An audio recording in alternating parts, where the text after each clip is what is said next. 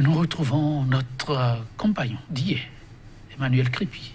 Il a une fois encore effectué la collecte nécessaire pour nous aider à cerner l'essentiel des faits marquant l'actualité ce jour. Emmanuel Crépy, bonjour. Bonjour Joël Yetondi, bonjour à ceux qui nous suivent. Ah oui, un grand bonjour avec à 100 eux, notre présence n'a point d'importance. Alors, de l'actualité, qu'est-ce qu'on peut retenir?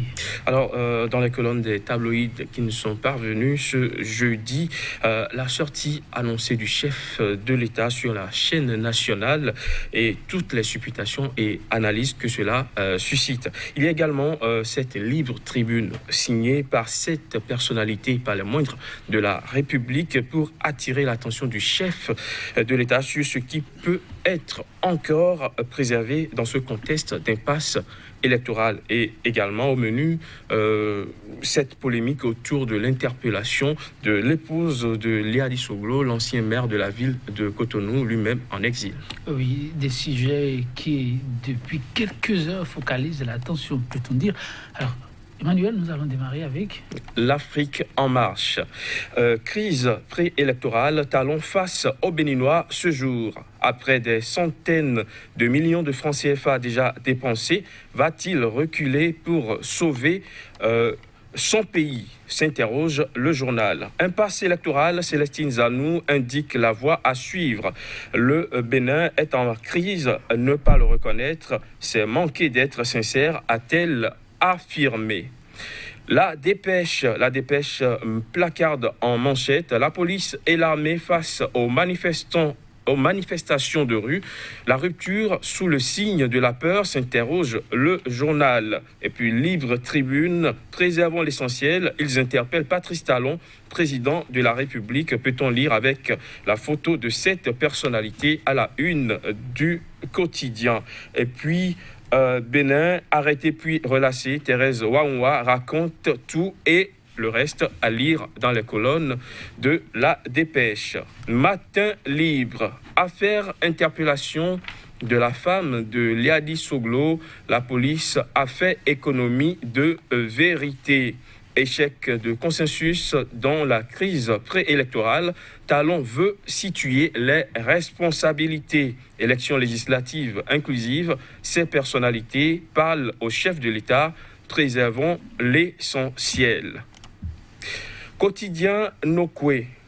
Brève interpellation de la femme de Léa Soglo à Paris entre la police béninoise et les Soglo qui dit la vérité. Y a-t-il un mandat d'arrêt international contre Myriam Soglo ou pas? S'interroge le journal. Et puis, ouverture demain de la première session ordinaire, le discours de maître Adrien Oumbedi, très attendu.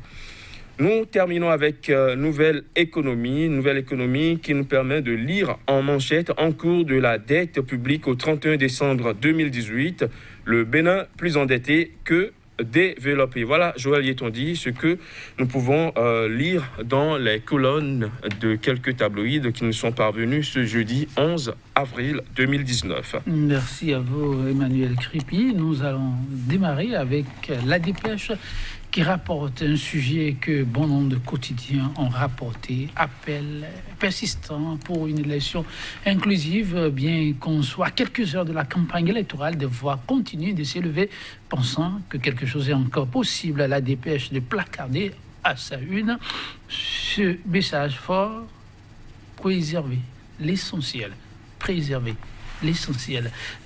Une conjonction de mots qui porte un message très très fort.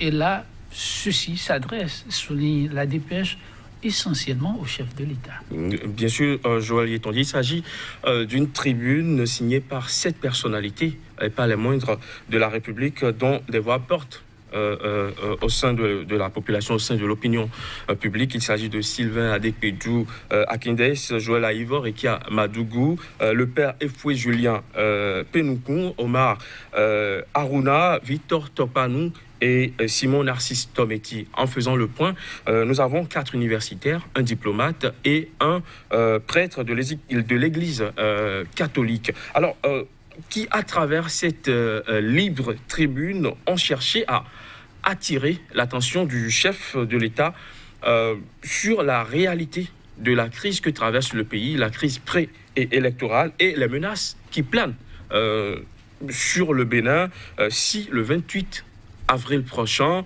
le pas de trop est franchi. Alors, c'est cette personnalité, à travers donc cette libre tribune, représente ce lot de Béninois aujourd'hui qui gardent toujours l'optimisme.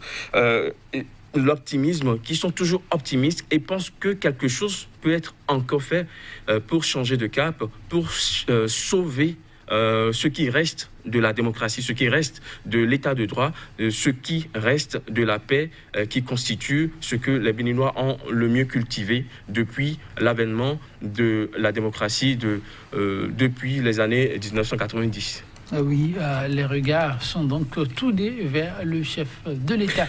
Mais il faut souligner, Joël Yetondi, que tel que le pense cette personnalité, quelque chose peut être encore fait.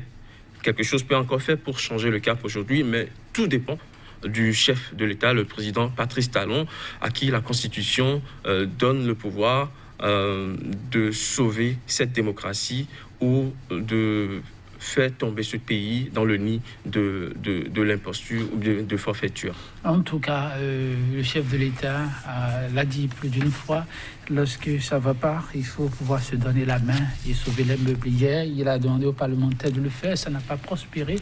Alors, d'aucuns pensent qu'il a désormais la solution en main. Et à cette liste, il faut ajouter celle de Célestine Zanou, qui hier a donné également de la voix, allant pratiquement dans le même sens que ces personnalités dont vous venez, Emmanuel Crépy, de citer les noms. Nous restons avec Matin Libre, qui se retourne vers le chef de l'État avec le même message, mais tout en nuançant, comme d'autres canaux également, à travers une sortie très attendue. Je lis exactement, et éviter quoi ?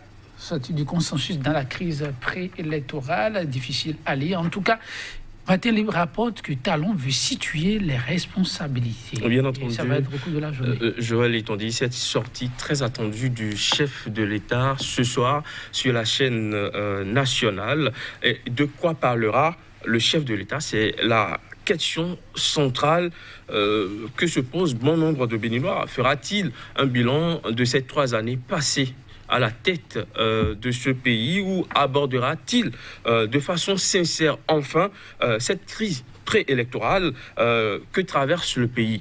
Quoi qu'il en soit, Joël Yetondi, le chef de l'État ne peut aborder l'un de ces sujets sans parler de l'autre. Mais il faut dire que le sujet sur lequel les Béninois attendent le plus le chef de l'État, c'est bien entendu cette crise préélectorale que traverse le pays. Et là, quand il s'agit de savoir si le chef de l'État va saisir l'ultime occasion pour faire baisser la tension, ou s'il va aller jusqu'au bout.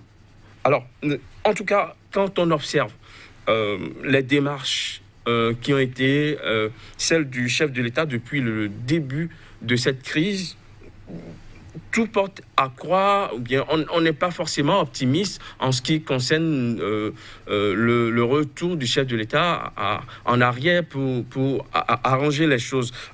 Je prends par exemple quelques dates. Depuis le début de cette crise, le 25 février 2019, le chef de l'État qui dit qu'il ne peut rien pour aider l'opposition à participer à cette élection. Quelques jours après, le 6 mars 2019, il revient sur ses propos et il affirme qu'il faut des élections inclusives sans réussir dans ces conditions à convaincre ses députés à l'Assemblée nationale à aller à un consensus le 1er avril.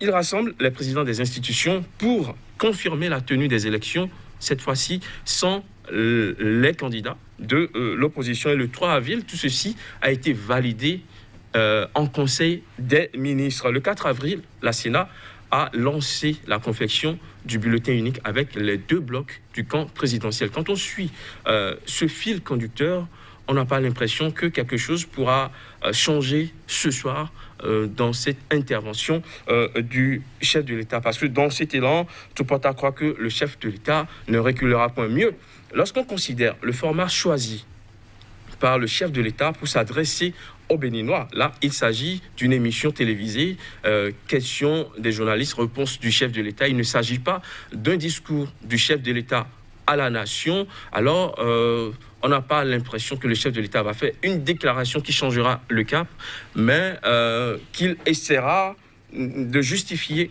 sa position ou peut-être situer les responsabilités. Mais, Joël Yeton-Di, il faut dire que l'optimisme n'a pas encore déserté les cœurs des Béninois qui attendent toujours du chef de l'État qu'il pose enfin l'empreinte du père de la nation et que les choses puissent aller dans les meilleures directions. Merci à vous, Emmanuel Crépy. On y reviendra plus amplement ce soir, c'est plus loin.